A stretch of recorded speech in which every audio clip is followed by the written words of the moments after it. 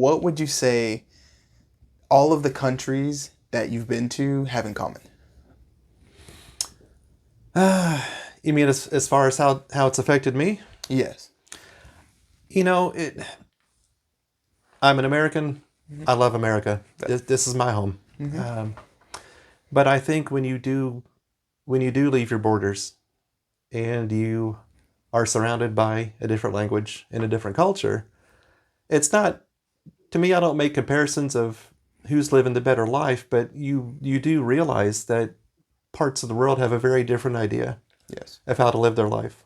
And Americans are known for working ourselves into the ground. Yes. And a lot of countries, it's a little more relaxed way of living, and they enjoy life. Each culture is different. Working around the Chinese, they have a certain way of interacting. When I'm in Costa Rica, that's a whole different kind of interaction. When I'm in Northern Europe, there's pluses and minuses, and so from a business standpoint, you kind of have to learn how to interact with different people from different countries. In Latin America, they have to feel that they've built a friendship with you.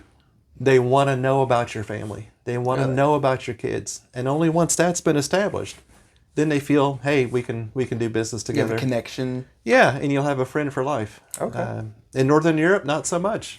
Hey, that's none of your business to ask about my kids, and things are more formal. And you have to understand that too. So you have to adapt to wherever you go to. That's right. The culture. Right. Okay. And I have found, and I've told my kids this, I tell anyone this, if you can at least learn to say hello and thank you in as many languages as you can, or at least particularly where you're going to go, that really opens some doors. Really? I think when people feel, you're not this entitled American, because the world speaks English. And again, I'm spoiled that way. If I go, I don't have to, run through an interpreter for the most part. The world speaks English, and I'm, spoiled on that. But if you just make an effort, to go a little bit more. Yeah, that's right. It shows to them. Right, to just make the effort, and it puts a smile on their face, and it opens some doors, I think.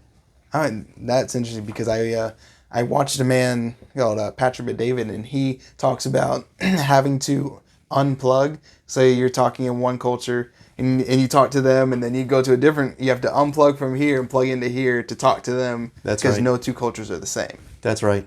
Yeah. And he talks about how they appreciate it, that you go the extra mile, you push for it. Said, you're here, I'm going to respect you for what you do and how you live. That's right. And not to say I'm all high and mighty and just put it on you and said, you do this, and that becoming more of like a family type thing. Say, I'm going to come to you on the same level as you. Sure.